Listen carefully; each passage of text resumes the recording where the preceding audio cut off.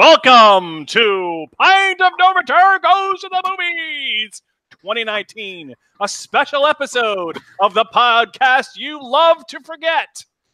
Tonight, Gary and Rob, without Keith, because he can't make it, because he's dadding, pick the 2019 Oscars within an hour, let's say. An hour? Oh, I better pay attention. Well, we will be on time, unlike our friends at the Oscars. That's right. And now, without further ado, here is Gary and Rob. PNR Show. Thank you. Gary. Thank you. With that introduction, I think that you could host the Oscars, Rob. I hear they need one. They are going they're going hostless. Yeah, who needs a host when you have beer? I mean, pretty much everyone in Hollywood decided I don't want people combing through my tweets, so no thanks.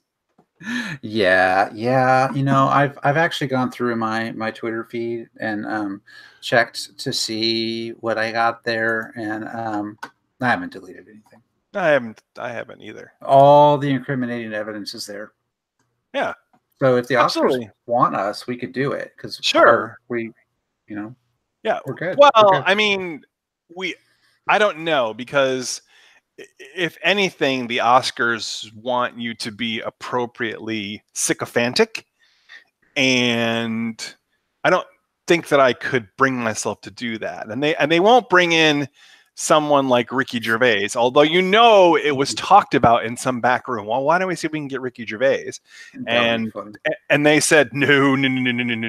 This is too serious an award show for the likes of Ricky Gervais. It's not going to be like the Golden Globes, especially given everything that's happened this year, for Ricky Gervais to come in and then just basically make fun of it and tear it all apart. No.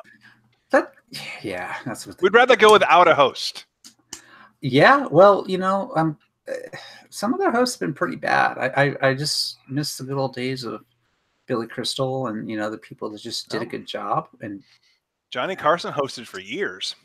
Yeah, that's right. And Bob Hope hosted a lot of Oscars.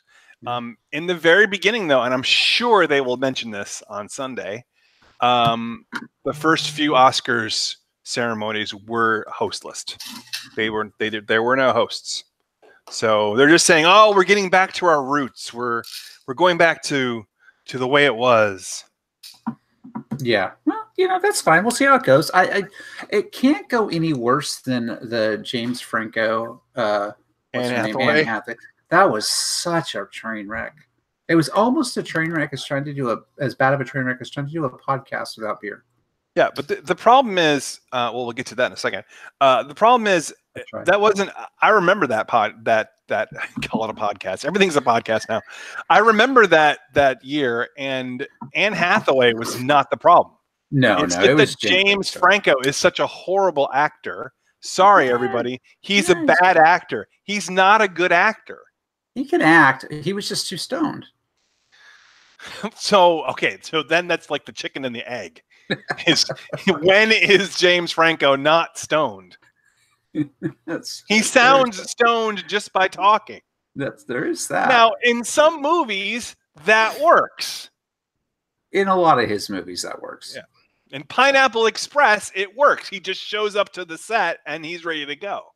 Yeah. It's good. So if you haven't heard us before, haven't tuned in before, thanks for nothing, first of all. And then secondly, we're called the Pint of No Return. We were a semi-weekly, I called it quasi-weekly podcast, beer podcast, where 4 of us originally, and then we were down to 3, and then people decided to go off and do life things, would sit together and drink a beer once a week, the same beer usually, and then just kind of shoot the shit for an hour. And we had a lot of success. I mean, it was literally couples of fans. Yeah. The amount of email was so underwhelming that we had to stop doing the show. Yeah. From our fans. Yeah. I mean, we do listener feedback, and it was always from the same person. Hey, Aaron. Yeah. Aaron. So we thought as we get into, because the Oscars was kind of something that we always It was one of our favorite episodes. Yeah, one of our favorite things to do all year.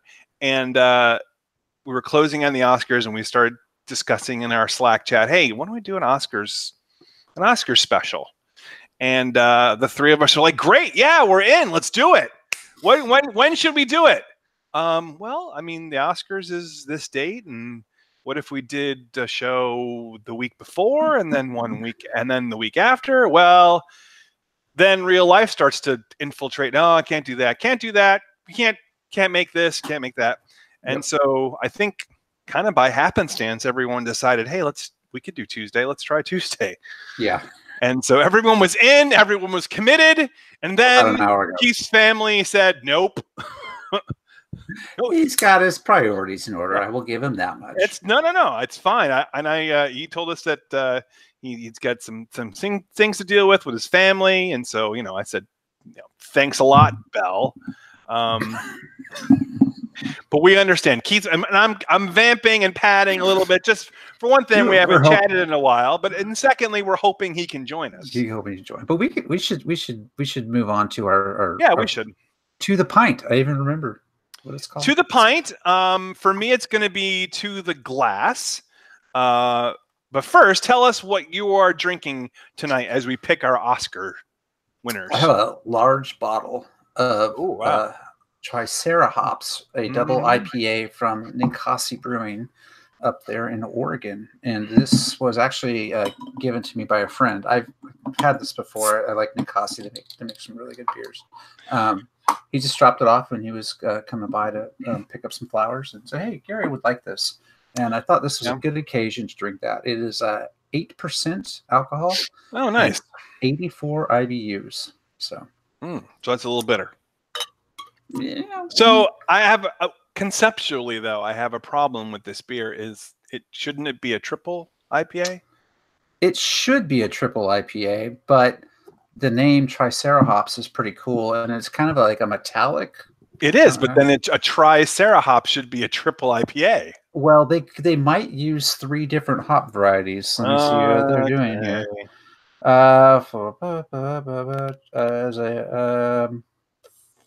Doesn't say. Yeah, so that's a fail on that part. Yeah, I'll give you that. I'm sure it's delicious. So rather than beer, I'm staying off the carbs, folks. Sorry. So rather than beer, I am going to be drinking a lovely little item that I picked up in Costa Maya, Mexico.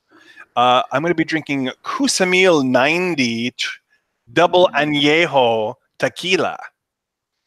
It is probably the most delicious tequila I've ever had. And it's very tasty, and it was very pricey. And so my wife's like, you make sure that we only drink this on special occasions when we're both around. But unfortunately, that's not happening tonight. Yeah, this is way more. This is a special occasion. Yeah, your wife's always around. We're not. Yeah. We've been drinking a lot of old fashions lately. Oh, really? I've heard that old fashions are making a comeback. Super good. I do like I like an old fashioned, yeah. Absolutely. All right, so here we go. Prost. Cheers.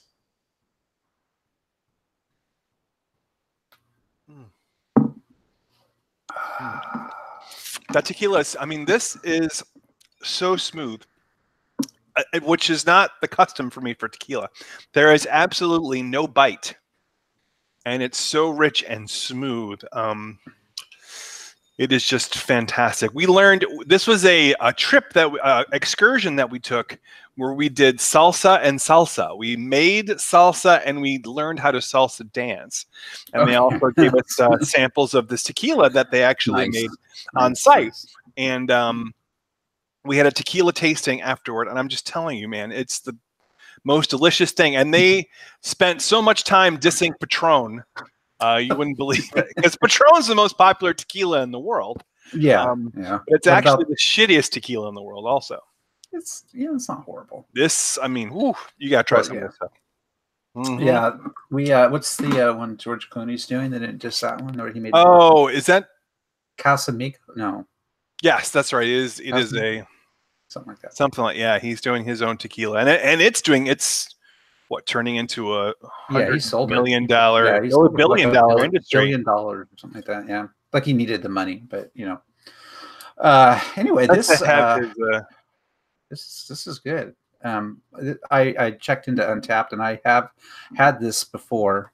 When did I have this? I'm sure it was a long time ago. July 13th, 2013. Oh, third. The question is, are you missing the third hop? Mm-hmm. I am, and I'll tell you why. Because I went to Pliny the Younger this year again, twice actually. I went twice. It's so awesome. I had a lot of triple IPA, and once you've had that, everything else just kind of gets a little bland for a while afterwards. So I'm still kind of ruined right now off of that. It was fun. We went to the new brewery. For those that care about good beer, Russian River opened a new brewery where they have a huge amount of brewing capacity, and so they had a lot more Pliny, and so the lines were much shorter. Did a brewery tour, and it was fun. But yeah, it kind of wrecked me. So I am missing the third hop. Understandable. But all right, so we're going to continue to enjoy these as we go through our picks, but you didn't tune in just to watch us drink. You wanted to hear what Gary and I have to say about this year's Oscars. Okay. First of all, there'll be no shortage. I think you and I will both agree. There'll be no shortage of political discourse this year. Yeah, I think it's going to be a little bit much. Yeah, especially when you don't have a host to do all the politically themed monologuing. Yeah. They're going to want to get their message out somehow. Yeah, it'll be interesting to see like how that show opens. Like, what's the opening number going to look like? Are they going to do an opening number? Because there's usually some politics in that part of it. But I think the way some of these awards are going to go and the people that are going to get them, they're definitely going to be saying some things. So it'll be interesting to hear that. Yeah, and the interesting thing is, I mean, the Oscars itself is not without its controversy, of course, with Kevin Hart getting the gig, then losing the gig, then deciding he never really wanted the gig. And then just this last week, it's kind of a minor blip, but to you and me, we were talking about it in chat, kind of a major one that they're actually, I forget the two awards. I think it's editing. Okay, yeah. Okay, so editing, cinematography, hair and makeup, which is one word. Hair and makeup and costume design. I can't remember what the fourth one was. I think it's costume design. It might have been those four. So they're going to award those 4 Oscars during commercial breaks. Because first of all, how can you fit in a dozen awards in 3 hours? You can't do it. Yeah, it's too hard. You can't do it. You can't do it. I mean, and people can't give 30-second acceptance speeches. That just can't be done. Cannot be done. And you know, we've got Christian Bale that needs to make so we've got Lady Gaga who needs to tell the 100 people in a room and 99 don't believe in you, and then there's the one person. She's told that story 250 times, but one more time, sure, we have to have it. Yeah, gotta do that. So they're gonna skip out on cinematography, which they changed it though. They're not.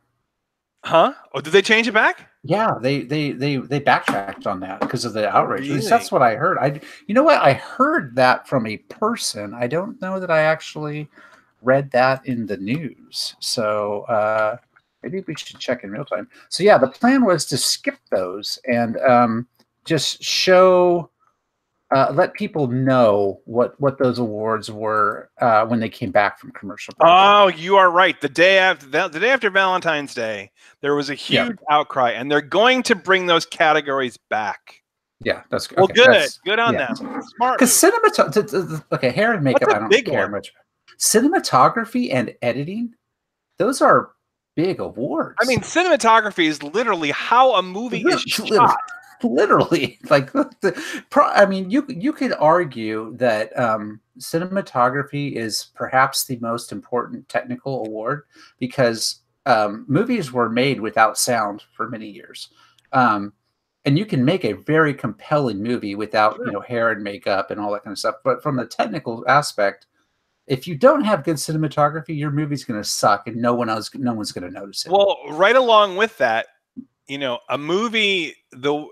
shot movie in its infant stage is a mess without good editing. Oh, absolutely. Put together a story from literally thousands of hours of shot footage, taking just the right takes and just the right blends to make a movie that people would be interested in seeing. I mean, that's literally I keep saying literally, but it's the movie making craft in its essence. It is. Yeah, I agree. I mean, I love the sound award because I'm kind of like a sound geek, but I think that I would rather lose the sound awards to commercials than editing and cinematography, because those are, to me, so important. So important. I would lose the best documentary, short subjects, and there's the short film, animated short films. I mean, I was thinking like more of the technical awards, like out of the technical ones, that these two are the most important.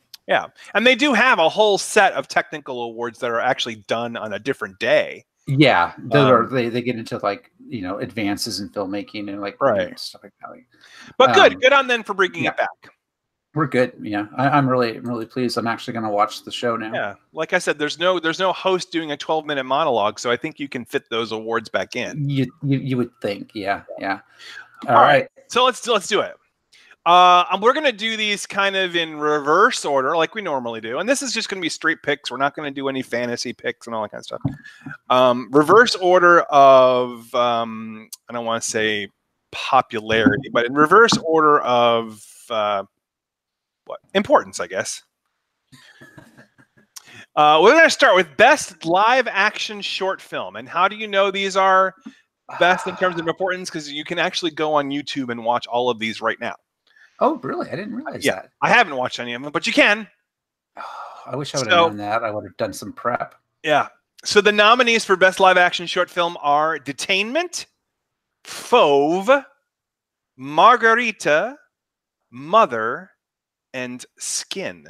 So, Gary, I say to you, only looking at the titles, what is your pick for the Oscar? I'm going to have to go with Detainment. Oh. I'm going to have to pick Detainment. It just kind of fits with the theme of our whole political climate right now.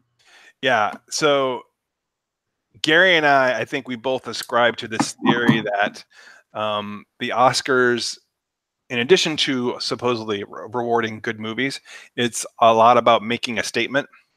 Yeah. Detainment just sounds like a political movie.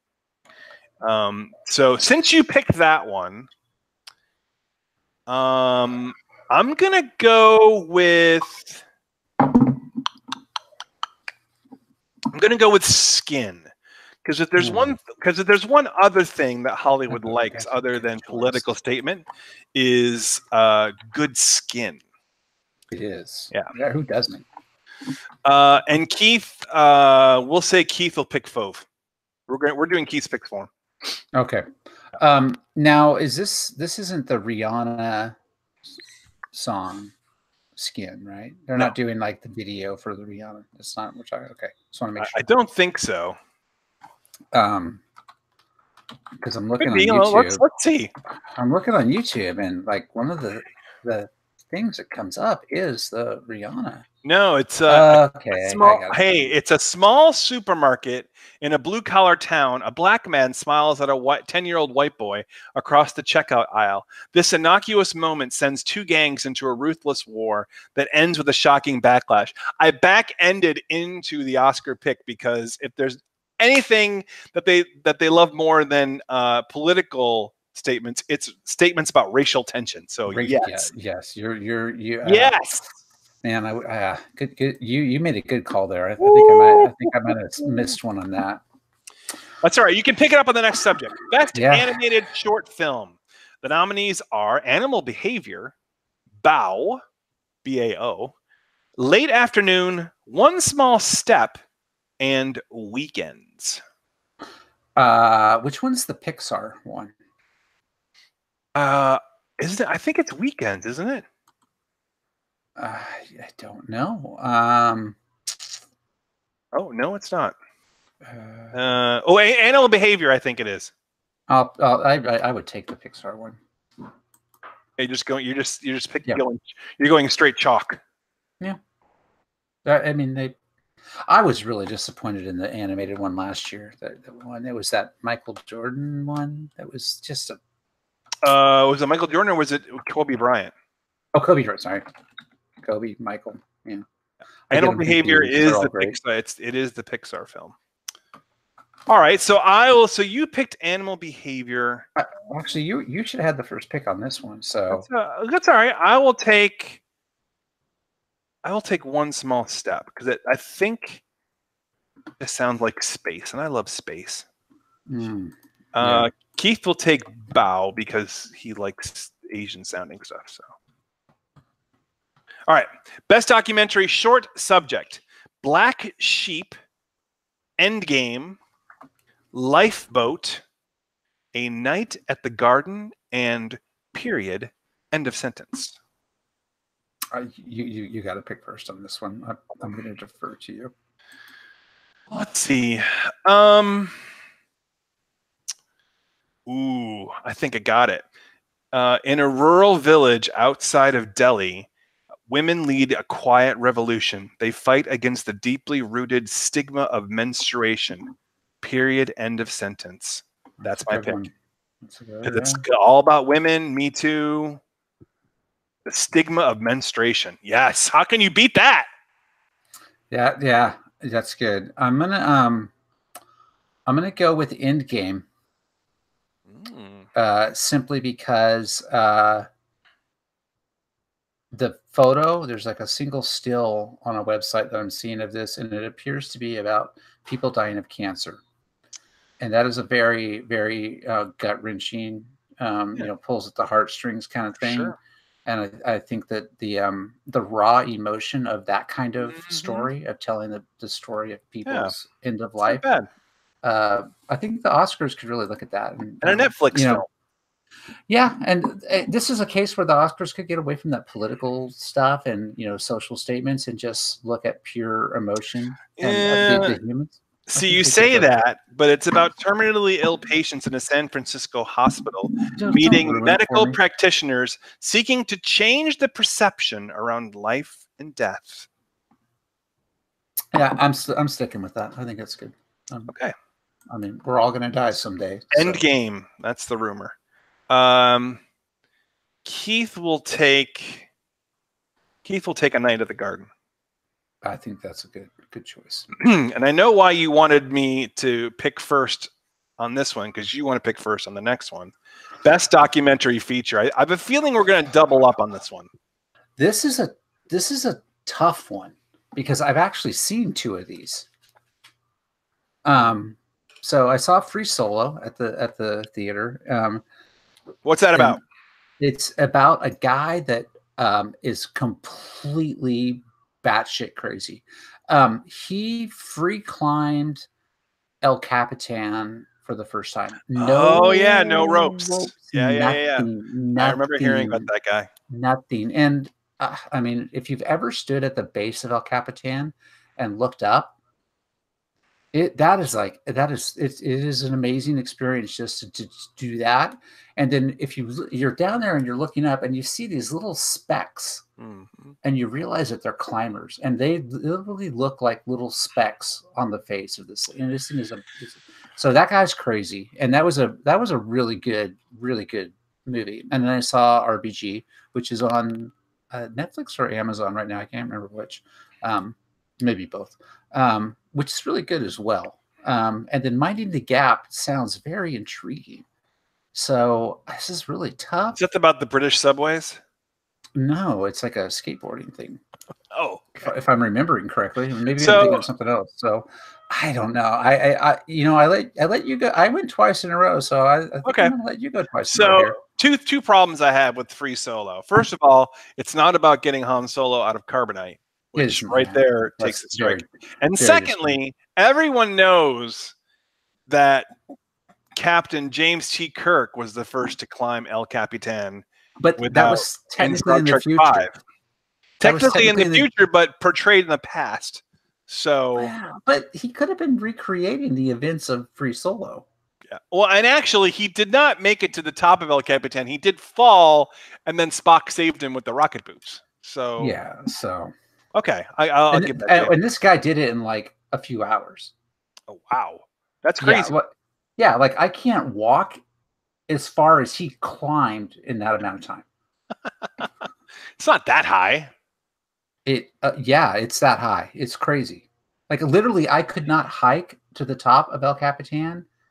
This in half the time. He climbed in half of it. It's a couple thousand feet. It's really freaking high. So you can hike to the top. You can hike that far in a straight line. You're saying? I could not hike that elevation gain because I've actually done. Oh, all right. I was gonna say it's like 7,500 feet. So I have done a hike from the valley floor to the valley rim, and Gilly and I did this. El Capitan? Not El Capitan. It was down by Mirror Lake. So, but in Yosemite Valley. So El Capitan is higher than the distance that I hiked, and it took us all day to go up and back, and we were wrecked, and we were just hiking. But it was a very strenuous hike. It was one of the most strenuous hikes in Yosemite. But still, like I could not do that distance that guy climbed like straight up in the time that he did. I couldn't do that hiking on a trail. Couldn't do it. I just can't do it. Okay. Anyway, well, I'll pick then. Sometimes you have to really kind of fuss through these movies to try to come up with just a concept, even if you haven't seen the movies. And then some of them just shine so bright, like a Motel 6 along the side of a highway. Pick me, please. There's absolutely no doubt in my mind that RBG will win this award. Yeah, I Hollywood loves Ruth Bader Ginsburg. Absolutely. Have you seen it? Have you watched it? No. You should watch it. It's a good movie. I should. It's good. Yeah, and it's good, and it's not good even if you're. It's not good because of the politics of it. It's just it's just a good portrayal of telling the story about how she got where she was. Yeah, I could not have less in common philosophically from Ruth Bader Ginsburg. Not that I should be comparing myself to her because she's a Supreme Court justice and I'm not. But I couldn't have more dissimilar beliefs than she does. However, I have great respect for her. It's a very difficult job. You're under constant scrutiny, and she is a brilliant justice who I just happen to disagree with on everything. Yeah. There's some great scenes of her, like now, recent working out. Like she has a personal trainer, and she's this little old frail looking woman, and she's lifting these weights, and she just looks so happy doing it. And I'm like, I wish I could have that attitude when I go to the gym because I feel like I'm gonna die. And she is just like, so it is, yeah. So there's like moments like that are cool. So, but I agree that I think that's got a really good chance. But I'm gonna pick Free Solo because it's the only other thing I've seen. Okay. And it was a very compelling movie. It was like, and it was cool because it sounds like the one about the guy walking across the Twin Towers. It's kind of like a similar, just a nut job. What was interesting about this is that the filmmakers themselves were in it, and they were talking because they were literally filming this guy, and it was like they were following him and doing stuff, and they're like, we don't know if he's gonna die while we're filming him. So for them, they were like, they're friends with him, and they've known him because they've been following him around. And they're like, he could die today. Sure. We could feel him falling to his death. And so there's some compelling aspects of that movie. I mean, aside from just slipping and falling, there's wind shears and well, I mean, they pick their days. So a sudden rain shower come up or something. All right. So what would Keith pick? You choose this one for him. Keith's got to pick Minding the Gap. Okay. Just because he's got some British heritage in him somewhere. Yeah. Okay. So next up for us is Best Makeup and Hairstyling. Here's where I have a beef. For Best Picture, you've got 8 nominees this year? Yeah. 9 nominees. I can't even 1, 2, 3, 4, 5, 6, 8. You can't come up with 5 nominees for best hair and makeup. Especially when you had the Avengers and Black Panther. Sure. Come on. There's not 2 more movies out there that has some pretty good hair and makeup. You could have picked anything. I know. So we've got 3 nominees: Border, Mary Queen of Scots, and Vice. All right, Gary, what's going to win the Oscar for best makeup and hairstyling? I mean, it's got a 33% chance. I've seen Mary Queen of Scots, and I have seen Vice, and I've got to give it to Vice. Christian Bale as Dick Cheney. Oh, yeah. I mean, well, it's not just Christian Bale. It's Amy Adams. It's his wife. Right. Like the way it's yeah. I mean, and who was it? Was Don Rumsfeld? Was Steve Carell? Yeah. I forgot about him. He wasn't Sam nominated. Rockwell as George W. Or though he kind of looks like him.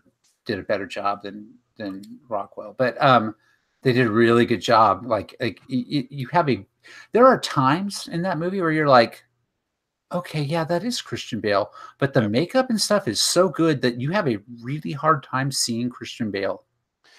But I mean, doesn't it also help that he gained like 75 pounds for the role, which is something that he's used to doing. Yeah, but like there are times when like he'd smile or something, and like you can kind of see through. Like if you've seen him in other movies, and you know people's eyes, it's like oh yeah, that is him. But it's very good. And Amy Adams, like I said, they did as good of a job on her hair and makeup as they did on his. I'm going to pick Vice also, and I think Keith will pick Vice too. So we'll pick it'll be a 3-way. No, I think Keith's going to pick Mary Queen of Scots. Really, just to be different because he loves to be different. No, because what's her name with the white face? Mary Queen of Scots. No, Mary Queen of Scots was the other one. Was it Margot Robbie? Margot Robbie and Emma Stone? No. The lady who did Olivia Colman? No, Cerise. Saoirse Ronan. Yes, that's it.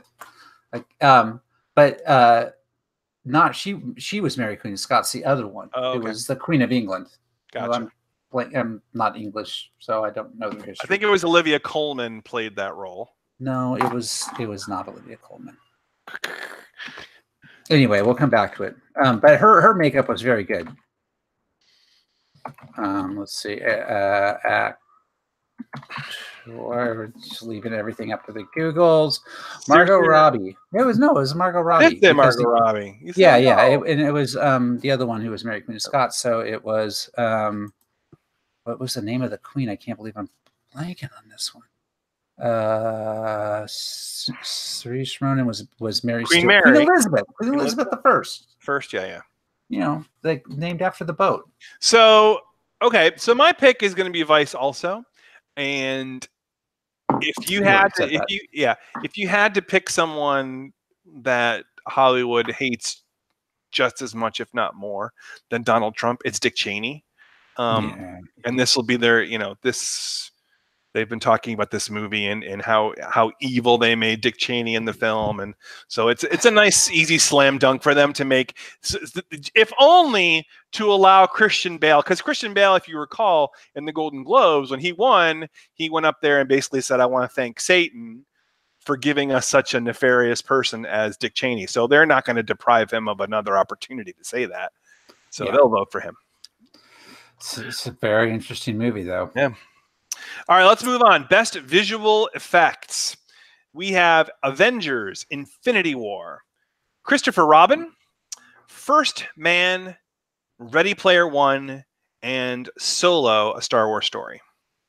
So let me do this one. I'm going to say, first of all, if you have not read Ready Player One, you are missing out because the movie was good. I will say this: if you did not, this is usually it's the opposite. You want to read the book first before the movie. This is the opposite. Read or see the movie first, and then read the book. Yeah, because the movie condenses so much of the awesome '80s fluff that's in the book that because you have to. There's just so much of it. You couldn't contain. I mean, I think the movie's 2 hours and 45 minutes. Yeah. So even that, but the book is so much better than the movie. That being said, it's a Steven Spielberg vehicle. You can see that he really enjoyed making it, and it's a visually amazing looking movie. So I'll go Ready Player One. A solid choice. Solo, a Star Wars story. There was nothing like super outstanding. It was a Star Wars film. Yeah, it was a Star Wars, and they've already given Star Wars their visual effects Oscars. There was nothing special about it. Yeah, there's got to be something different. So that's going to be Keith's pick. I agree. And I don't know. I think that I think Christopher Robin's going to win. Really? But I'm going to pick Infinity War only because of the end scene where all the people die. Snapping? Yeah, and the Winter Soldier, just like when he looks up at Steve, he's like, Steve, and it's like he's like slowly fading away. It's like that was just like so real. And part of it was the emotion of that. But yeah, I mean, there's some good stuff in that movie. The most heart-wrenching one of those was, spoilers if you haven't seen the movie, but the most heart-wrenching of those was Peter Parker. That was tough. Even though knowing you know all of these characters, or at least most of them, are coming back. Yeah. He just finished shooting Spider-Man: Homecoming, so he's coming back. So yeah. But that was a great movie. It would be nice if it was acknowledged with at least one Oscar, because it was just an awesome film. So I'm gonna go back an award, and Gilly just walked in. Yeah. So Mary Queen of Scots or Vice for hair and makeup. She had to put the glass down. She can't think about that. It's like these are big decisions. Probably go with the Mary Queen of Scots, but Vice was good. She says Mary Queen of Scots, so I think Keith made a good choice. Good for Keith. Good for Keith. Yeah, good for Keith. Okay. All right, let's move on to best sound editing. So these two categories, by the way, historically have been Gary's favorites. He loves the Sound Award. So for the benefit of listening audience, tell us the difference, if you can, between the Sound Editing Award and the Sound Mixing Award. So sound editing is more of the creation of the sounds, and sound mixing is more of the balance of everything in the layering. Yeah. So like the lightsaber sound in Star Wars would be an editing type of thing, whereas mixing all of the sounds in one of the battle scenes where you have, TIE fighters shooting and explosions over here and X-Wings over there, that's more of the mixing. Right. So yes, that's a great way of explaining it. The way I always looked at it, and I saw this analogy on the internet, and it seemed perfect to me, is that sound editing is like directing, best director. Yeah. Coming up with the shots, deciding what's going to be used, and then cinematography is how it's shot and how all the elements are kind of layered in together. Yeah. So that's a good word. So what we've got first is best sound editing. So this will be how sounds that are created. And the nominees are Black Panther, Bohemian Rhapsody, First Man, A Quiet Place, and Roma. Your turn to go first. What do you think?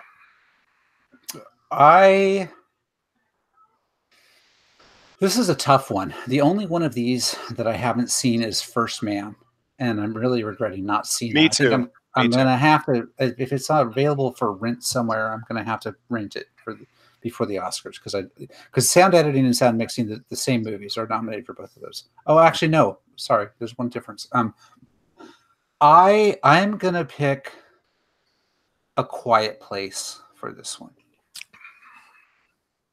Any special reason? Because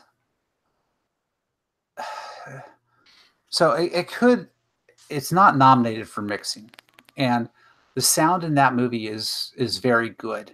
They do very limited, but very good. It's very limited, but what they do with the sounds that they create is very compelling and very scary. I mean, it scares the bejesus out of you.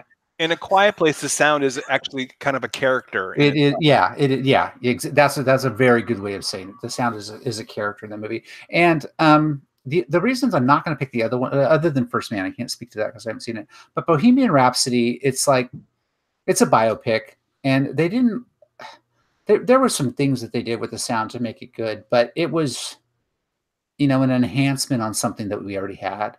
Black Panther, well, very good. Is another Avengers Marvel movie.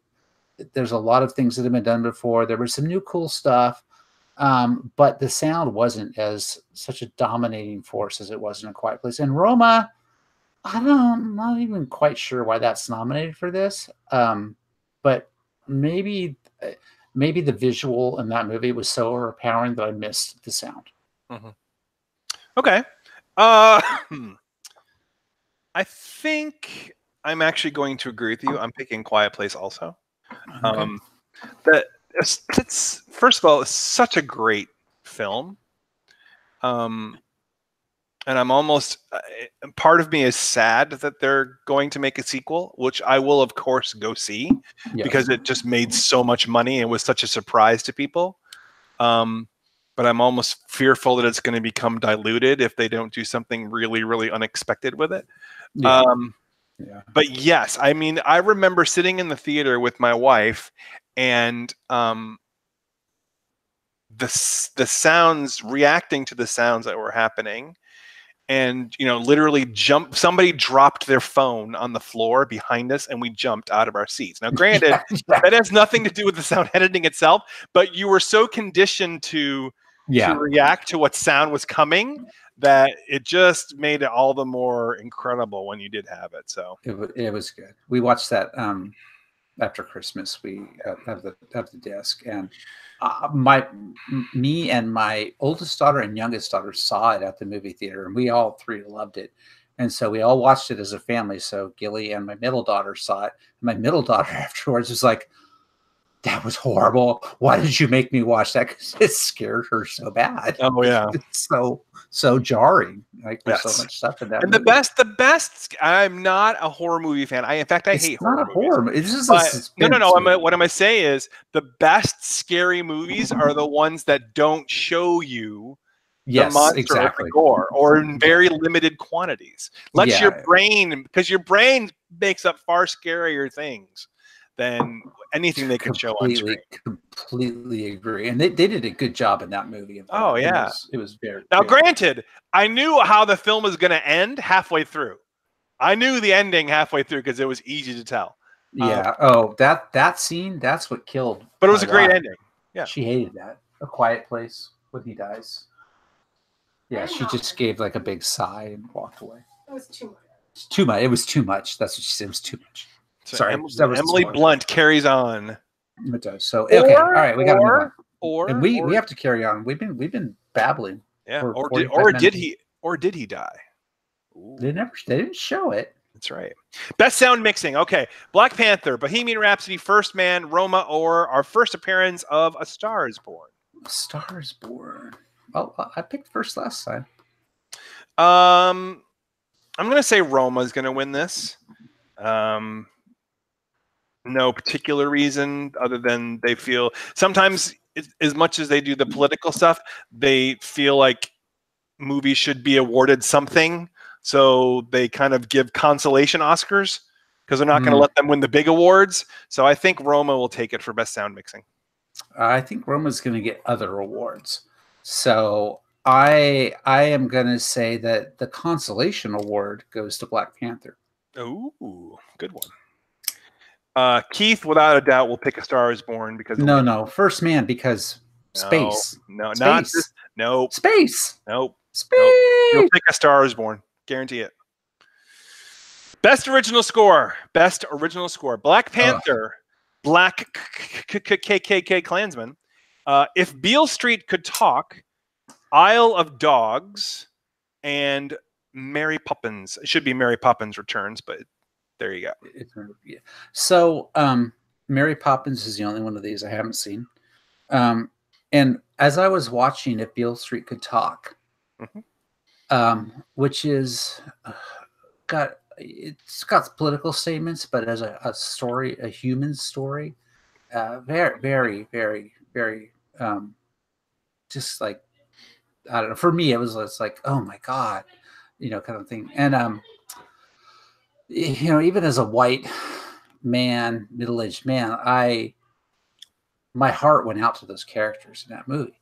But as I was watching that movie, I thought, well, at least this won't get nominated for Best Original Music. Literally, I thought about that while I was watching it. That the soundtrack, not the songs. The songs were good, but like the score, to me, it was like, God, this is it. It was irritating. It irritated me.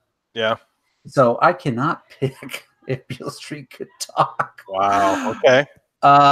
So that only leaves 4. So I'm gonna go with Black Klansman on this one. Okay. Any particular reason, or you just feel it? Just feeling it. Just feeling it. Because Isle of Dogs is good in a lot of other ways, and Mary Poppins. It's like, come on, it's freaking Disney. So I think they actually will give this to Mary Poppins. I think they will. I think they will. Yeah, probably. I don't know. I think they will. And then Keith, what do you think Keith will take this time? He's got to go with the Marvel.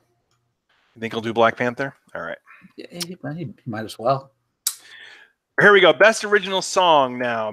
We've got All the Stars from Black Panther, I'll Fight from RBG, The Place Where Lost Things Go, Mary Poppins, Shallow from A Star Is Born, and When a Cowboy Trades His Spurs for Wings from The Ballad of Buster Scruggs. Okay, so let me say something here. I'm going to do a will win, should win. Will win. The will win is Shallow. Yes. Because they want to give Lady Gaga an award. They want to see her up there. What should win is When a Cowboy Trades His Spurs for Wings from The Ballad of Buster Scruggs. That movie, it's a Netflix film. It was not in theaters. It's Netflix. If you have not seen theaters. Was it? Yeah, because you can't get nominated for an Oscar if you're not in theaters. Oh, it must have been like a limited release then, because it was out on Netflix almost instantly. Yeah, so they did release it. Go watch it on Netflix. It's an anthology film, so it's like, I think it's like 6 short stories. They're all great. Oh, they're so good. They're all great. I started watching that, and we got to the one, it was like maybe the 3rd one, where after the guy with no arms and no legs, and I was like, God, I'm done. And I was watching with my daughter, and she's like, yeah, I can't do this anymore. Oh my gosh! Yeah, I know, and I love the really good ones were coming. The really good ones were coming up. Okay, maybe I'll go back and finish the last. You should go back and watch them. But I completely agree with your logic and your choices here. I will pick Shallow from A Star Is Born, and I totally think that song, the bit a funny song, dude. Yeah, that bit that first one, which is where that song's from. That was good. I enjoyed that one. Then I stopped enjoying it after that. So. Yeah. If you like the Coen brothers, because this is a Coen brothers movie, anthology, go back and see it on Netflix. It is really, really good. I would skip the second and third. Watch the first one. Skip the second and third one. They're all good. And God, the one with the guy that dies, couldn't do it.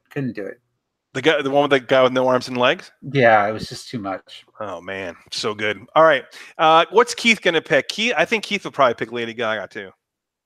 Yeah, or I'll Fight. I mean, he could go that route. Well, I'll defer to you on this one. Just it's consolation prize awards for certain movies. And RGB all right, so he'll go I'll Fight. All right. Next up is I don't even remember that song in the movie. Yeah, me neither. That's the funny thing. The best production design: Black Panther, The Favorite, First Man, Mary Poppins Returns, Roma. What do you got for this one? Oh, my wife and daughters saw The Favorite, and I think they would pick that. I am going to pick Roma. Okay. I am going to pick. I'll pick The Favorite because they spell it with a U.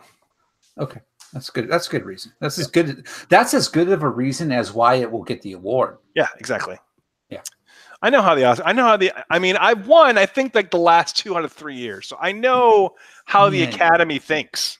But you're not bragging. I'm not bragging at all. And Keith's gonna go. He'll go with Black Panther. Sure. We'll just default to Marvel. Yeah. Best Black film Panther. editing: Black Klansman, Bohemian Rhapsody, The Favorite, Green Book, and Vice. This is going to be a consolation award that's going to go to Green Book.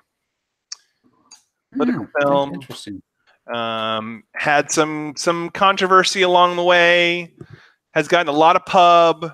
I think it's going to win for editing. What say you? I don't. This is actually really, really hard because I think this is also a consolation award because all of these movies are nominated for Best Picture. I think so. Yeah. Right? Yeah, and they're not going to get it. This is tough. I haven't seen The Favorite, and I will never see The Favorite. So I'm not going to give it to that. I think this could go to Vice for film editing because, some of the political reasons that you stated. Sure. I think Vice will win. I would like Bohemian Rhapsody to win. I think Keith will pick Bohemian Rhapsody. I think Keith and I have a good chance of winning that one. All right, best costume design: Ballad of Buster Scruggs, Black Panther, The Favorite, Mary Poppins Returns, Mary Queen of Scots. We can pick these really quick. Yeah. I'll give it to Black Panther. Why not? They had to come up with basically an entire wardrobe for a whole different fictional country. Yeah, but The Favorite's going to win because that's what they do. Stupid. Keith will pick. What's Keith going to pick in this one? Mary Poppins Returns. Yeah. Okay. I think that's a good one. Let's pick that one for his daughters. Best cinematography: Cold War, The Favorite, God. Never Look Away, Roma, and A Star Is Born. Ugh. Okay, I've seen Cold War, and I must have missed something. That's a foreign film, right? It is. It's I believe it's Polish. Yeah.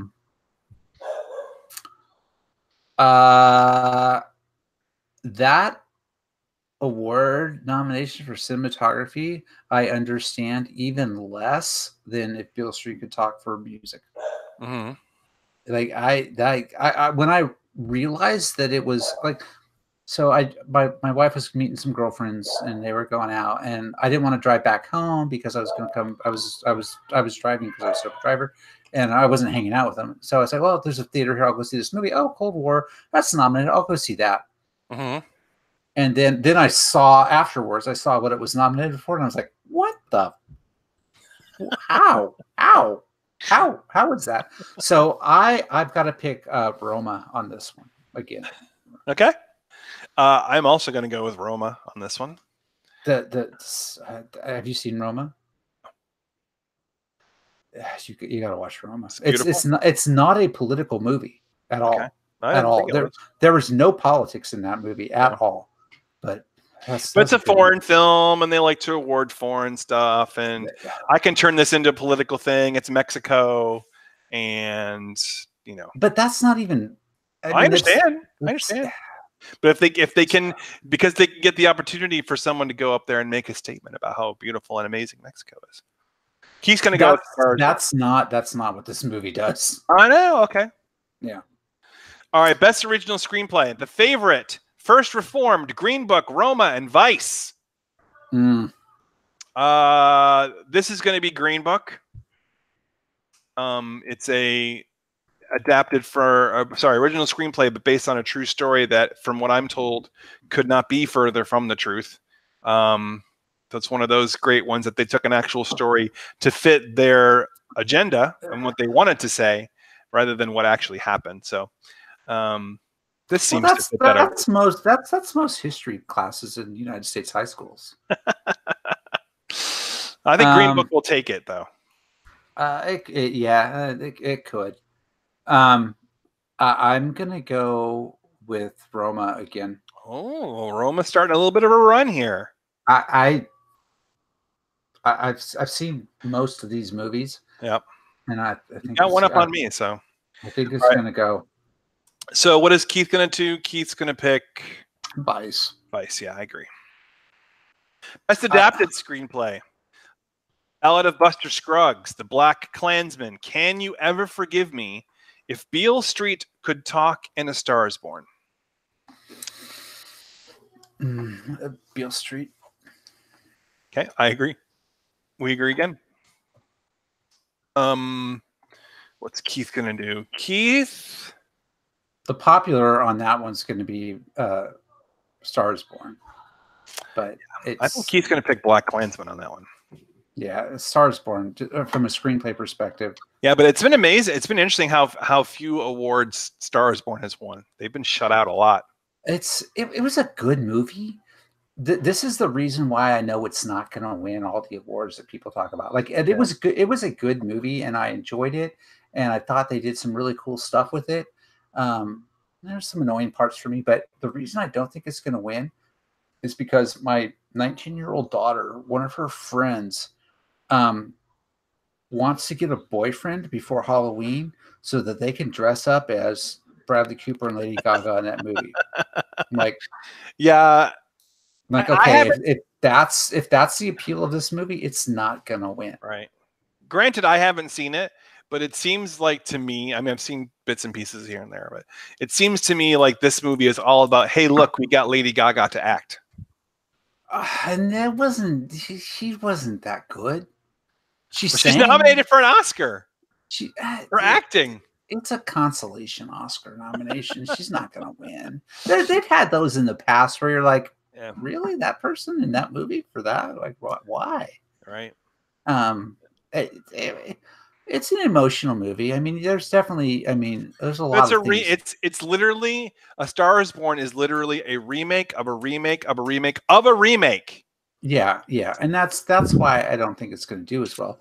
It's just that people of like current generations can relate to things in that movie because they made it for people that are like 19-year-olds that but I mean, it was good, but it's not that good. Yeah.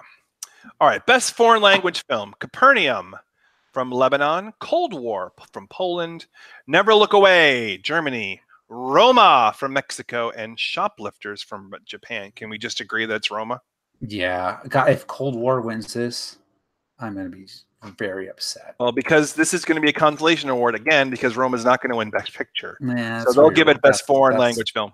That's where you're wrong. Ooh, you think it might take both? Yeah, I do. Ooh, let's see what happens when we get there. Okay, now it's that good. Okay. Best Supporting Actor: Mahershala Ali from Green Book, Adam Driver, Black Klansman, Sam Elliott, A Star Is Born, Richard E. Grant, Can You Ever Forgive Me, Sam Rockwell from Vice. No. This is a tough one. I'm going to one of two directions. They love Mahershala Ali. He's already won one Oscar.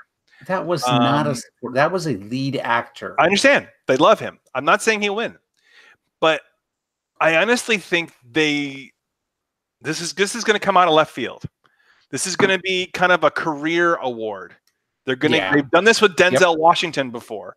Denzel Washington did not deserve to win lead actor for Training Day because it's just an over-the-top stupid character. He deserved to win for so many other roles, but they gave it to him for Training Day because of his body of work. They're going to give it to Sam Elliott. Yeah, I can see that. I thought Denzel Washington won. He won Best Supporting Actor for Glory. That's it. Yeah. Okay.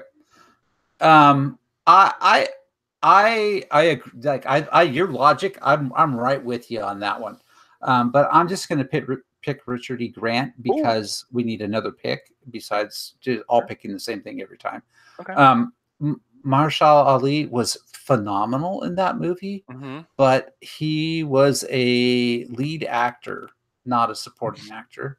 I think this is a miss. They wanted to nominate him, so they put him here, and I think that's the wrong reason. Adam Driver was good in BlacKkKlansman, but he's way better as Kylo Ren. Did they decide that they wanted? Did they decide that they wanted to take a shot at both of them winning, and they couldn't do that? That could be. That could be. And Sam Rockwell and Vice, there's people on Saturday Night Live that have done a better George Bush than he did. Yeah, I mean, what's his face? Not James Brolin. Thanos did a better job in W as George W. Bush. So yeah, Keith. Maybe Keith goes with Adam Driver just because he loves Star Wars so much. I thought the same thing. All right, so moving on, Best Supporting Actress, Amy Adams in Vice, Marina de Tavira in Roma, Regina King, If Beale Street Could Talk, Emma Stone, The Favorite, and Rachel Weisz, The Favorite. Let's see. I'm going to pick this one first. I'm going to go with...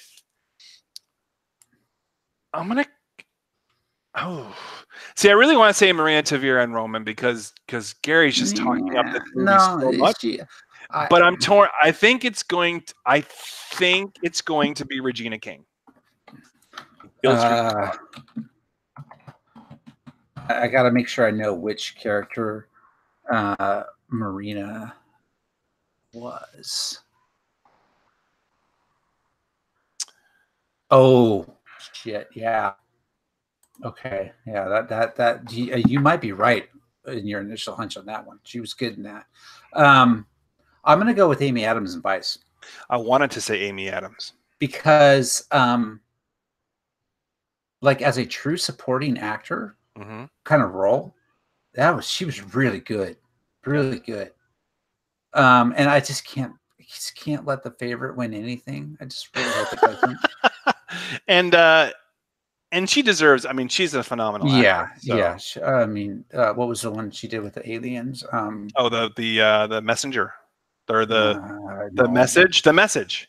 No. Yeah. Or the past. No, it was the messenger. The message. I don't think it was. No. See, if I hadn't had the double IPA, I would know these things. Arrival. Sorry. Arrival. Yes, that's it. I love that movie. That was Love Arrival. Love Arrival. She should have been nominated for that. Maybe she was. She was better in that than this, but I think she gets it for this. So. All right. So down the home stretch, Best Actor, Christian Bale, Vice, Bradley Cooper, A Star Is Born, Willem Dafoe, At Eternity's Gate, Rami Malek, Bohemian Rhapsody, and Viggo Mortensen in Green Book. All right, Gary, this is a tough one. This is a really tough one. I haven't seen At Eternity's Gates. Willem Dafoe is a really, really good actor. There's no doubt that he's got quite a career. His work in Spider-Man was phenomenal. I can't believe it was overlooked. I'm going to go with Rami Malek and Bohemian Rhapsody on this one. Yep, we agree. Absolutely agree. You saw Bohemian Rhapsody, right? No. I could not. I know I have to because I'm such a huge Queen fan. So have you seen Live Aid? I don't know yes. if you've watched yes. Okay. Yes. And several, like, I don't know, probably 10 years ago, whenever the DVDs of Live Aid came out, because they finally released them, I got that. And I remember watching it. Yep. At the time, I was watching for certain bands, and Queen wasn't one of them. And then I rewatched it, and Queen, like, owned that show. Like, that was like when I watched that a few years back before this movie came out, it was like, oh my God, it was just phenomenal watching just the actual Live Aid show, and the recreation of that in this movie is as phenomenal. Yeah. So I haven't watched Bohemian Rhapsody yet, but I have watched the making of the film. And that in itself is fascinating. The politics that went into the Live Aid appearance Yeah, all the behind the scenes, because Queen was kind of on the way out. They had really hit their peak in the late 70s, and then they just started to kind of peter away. And there was a huge fight as to when different groups would be able to go on stage, because depending on when you went on, that's when it was live. So that's when different countries and different places could see you. Yeah.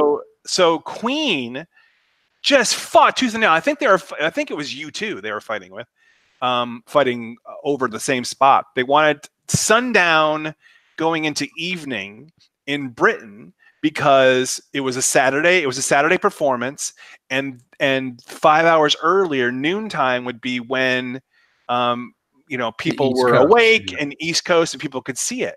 So, and absolutely right, that performance solidified them not only as rock royalty, but it put them back on the map in such a huge way, and people remembered why. I mean, and the sad.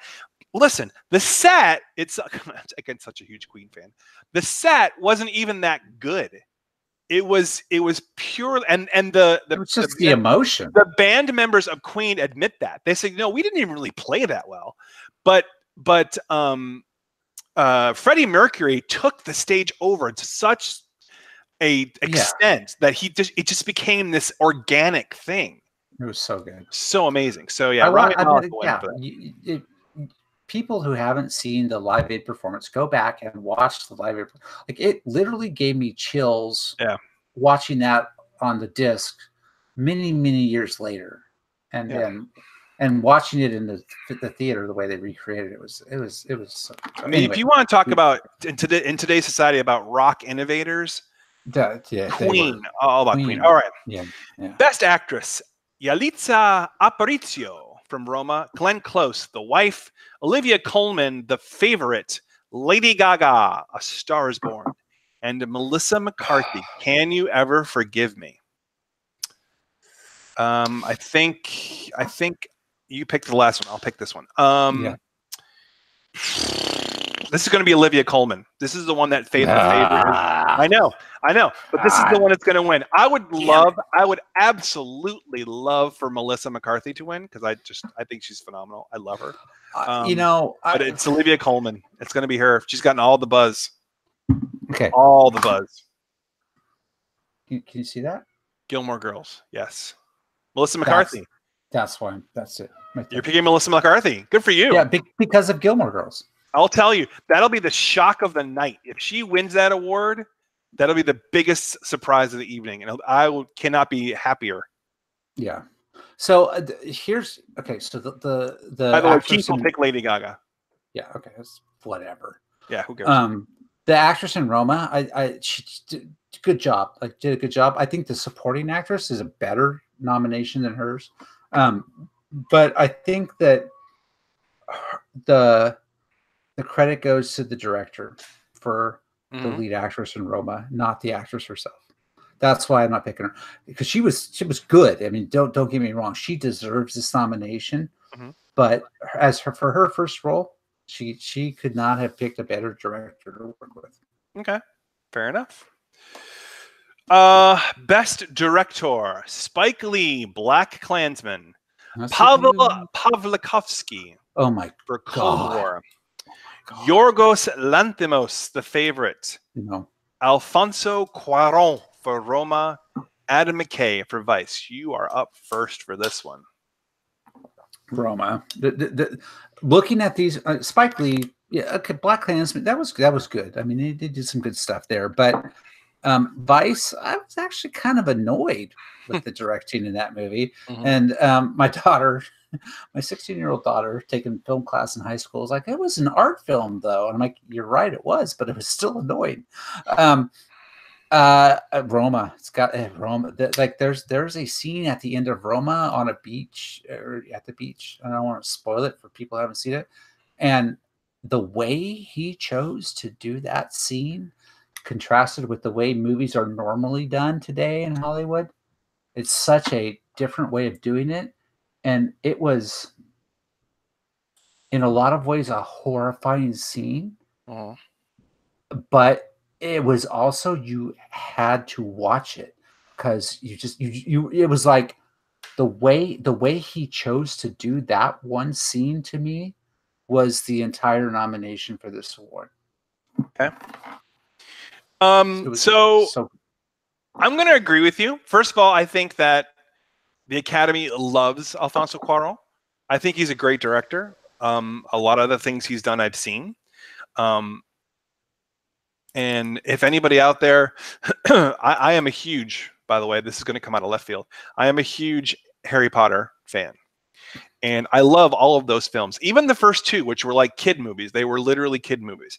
But the third film, Harry Potter and the Prisoner of Azkaban, is such a departure from the first two. That's when Harry Potter got good. That's when you're like, this is fantastic. But that was okay because they were still little kids, and it was, but they were growing up. Yeah. But then in Prisoner of Azkaban, that's when the Harry Potter franchise really took off, and that was Alfonso Cuarón. Yeah. And it's a great movie. I know it's Harry Potter and not everybody likes that stuff, but you should go back and watch it because it's a fantastic movie. Like when I think about watching a Harry Potter movies again, like go back and rewatch, like, oh, let's go watch Star Wars. Let's go watch Harry Potter. I don't think of the first two movies. It's fun. It's cute. They're cute. Yeah, but it's not great films, but they're cute. But in my mind, I always start on the third one and go forward. So I'll tell you, it was shot amazingly well, and the tone that he took was great. But you can actually tell with the three kid actors that he got them to act. That was when they really first started, and none of them. I mean, maybe Daniel Radcliffe or Emma Watson. They're becoming decent actors, right?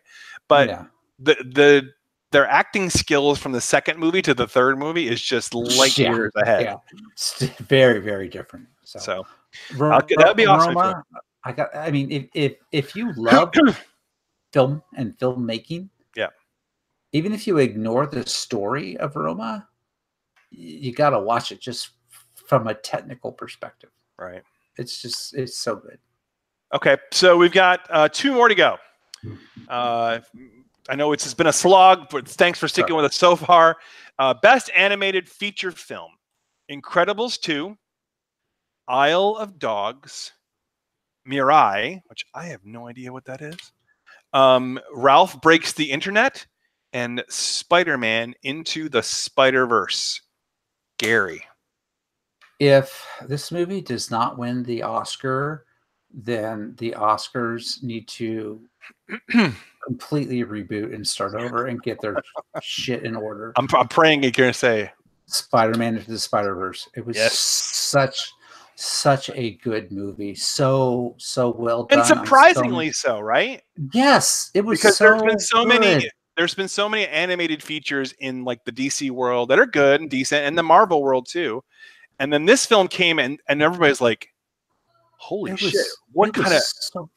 I'm like, my daughter wants to see it. I'm like, oh yeah, I'll go see it. I like Marvel, like Spider-Man. Spider-Man's awesome. Friendly Neighborhood Spider-Man. That movie was just like, there were so many layers to that movie that were so good. Like they nailed it. That was so good. And Keith's gonna pick that one too. There's no way he doesn't pick that one. I agree. That to me, of all of the Oscar awards this year, this is the easiest one. You think so? It's like if you're the Academy, it's like, oh well, yeah, duh. Okay, let's move on. And I had such high hopes for Incredibles 2 because I mean, of all the Pixar movies, The Incredibles is my favorite one. It's just unfortunate it got released in the same year as Spider-Man. Yeah, and Incredibles 2 is not a bad movie. It's a good movie. It's just like, okay. They're just kind of Isle of Dogs was really good. That's the Wes Anderson film. Yeah, it was good. And they love Wes Anderson too. Yeah, the way I look at this is, it's really unfortunate that Incredibles 2 and Isle of Dogs were released in the same year as Spider-Man, because both of those movies in any other year probably would win. Yeah, maybe. But Spider-Man was it's a new take on animation. They did different stuff in that movie. All right, we've come down to this: Best Picture. Easiest The nominees for Best Picture are Black Panther, Black Klansman, Bohemian Rhapsody, The Favorite, Green Book, Roma, A Star is Born, and Vice. I'm going to give you the honor of going last and kind of tying it all together. I appreciate that. Because I think I know what your pick is going to be, so you can just kind of give your spiel. Yeah. I have a set. I'm going. Okay. I would love for Black Panther to win. I would love it. I would absolutely love it. Not because Black Panther is so much better a Marvel movie than others. I personally think that Winter Soldier is a better film. I think that Avengers Infinity War is a better film. I think that what's the other one I really wanted to say? I think that the first Guardians of the Galaxy movie is a better film. However, that being said, Black Panther was a great movie. Great movie. And I'd love to see a genre film other than Lord of the Rings, a superhero movie, finally get recognized. Would be great. Yeah. It won't be, but it would be great. I think it's all going to come around back to Bohemian Rhapsody. And it had the early Oscar buzz, and then it kind of went away, and people were talking about Green Book, and people were talking about Star is Born and Vice. And then I think it's all going to come back around full circle, and Bohemian Rhapsody is going to walk away with it. Boom. All right. Tell us why you think Roma is going to win. If I had to pick, I'd pick Roma. And I do. Well, you do have to pick. Yeah, I do get to pick, so I'm gonna pick Roma. But I agree. Like Black Panther, Black Panther is a really good movie, and I mean, even for a Marvel movie, they did that genre in a different way. They approached it differently. They scripted it differently. The directing was a little different. I think there's a lot of reasons why Black Panther could win that movie. And I do think that the Oscars are going to move away from the politics of things like Black Klansman, The Favorite, not The Favorite, sorry, Green Book, and Vice. Like there's a lot of politics, social issues in those movies. Yeah. Not that there isn't in Roma, but I think as if they strip everything, if they strip all that political, social stuff out and they look at the craft of filmmaking, then there is no other option but Roma. Clearly, I have to see Roma. Because when it comes to the craft of filmmaking, this movie in this time period nails it. I mean, they go backwards in ways, and it's set in the 70s. It's shot in black and white. They simplify things a lot, and they strip out all the effects and all of that kind of stuff and get back to just storytelling and the visuals and the way the movie is put together and assembled. And there are scenes in this movie where, as I was watching this movie, I was thinking, okay, I know how this would be done if it was a traditional, today's traditional Hollywood movie. And they did it in such a different way, but it was so good the way they did it. I don't want to say it was innovative. It was more stripped back and bare and raw, and just they didn't get distracted by the things that you can distract you in movies today when you're a filmmaker of. And I think of like James Cameron and Avatar and all these other things and Lucas in a lot of ways with the way he did some of those movies, where you get so caught up in what you can do that you lose the point of your movie. And they didn't do that in Roma. They just stuck to it's very good. It's very good. Well, I'll tell you what, if Roma does win, first of all, according to Gary, and I believe I'll have to go back and look, but I'm pretty sure it will be the first film to win foreign language Oscar and best film. No, there was one. There was one a few years back. Really? Yeah, I want to say the painter, some the artist, or I'm again, Maybe double life is IPA, beautiful. Maybe life is beautiful. double IPA. Kind of lose your track of things. Yeah, there was a foreign language film that won not too long ago. No foreign language film. No foreign language film has ever been a recipient of an Academy Award for Best Picture. Okay, maybe he won Best Director. It might have been Best Director. So I mean that'll be a feat in and of itself. But also Netflix, a streaming service, was the distributor for this film theatrically. That'll be a first. If this doesn't win, that will be why. Because it's Netflix. Yeah, they're seeing that as the end of their industry. Yeah, and they're now part of the Motion Picture Academy, and not the MPAA, Motion Picture Academy. Yeah. Incidentally, you can see Roma right now on Netflix. It's on there. Netflix right if it doesn't win, the only reason is because it was Netflix. So, what's Keith gonna pick? Black Panther. No, I think Keith's gonna line up with you and go with Bohemian Rhapsody. Think so? All right. Yeah. Well, he didn't make it, but that's okay because we picked perfectly for what we thought he would do. Yep. Any final thoughts on your beer? I would say it does its job, even though it's missing one of the hops out of the triple. It did a good job. It was still good. I rated it really high, but that was a long time ago when we didn't have all of the beers that we have today. It was a 4.5 rating on Untapped out of 5. Not 10, 5. I would still give it a solid 4. Still good beer. Excellent.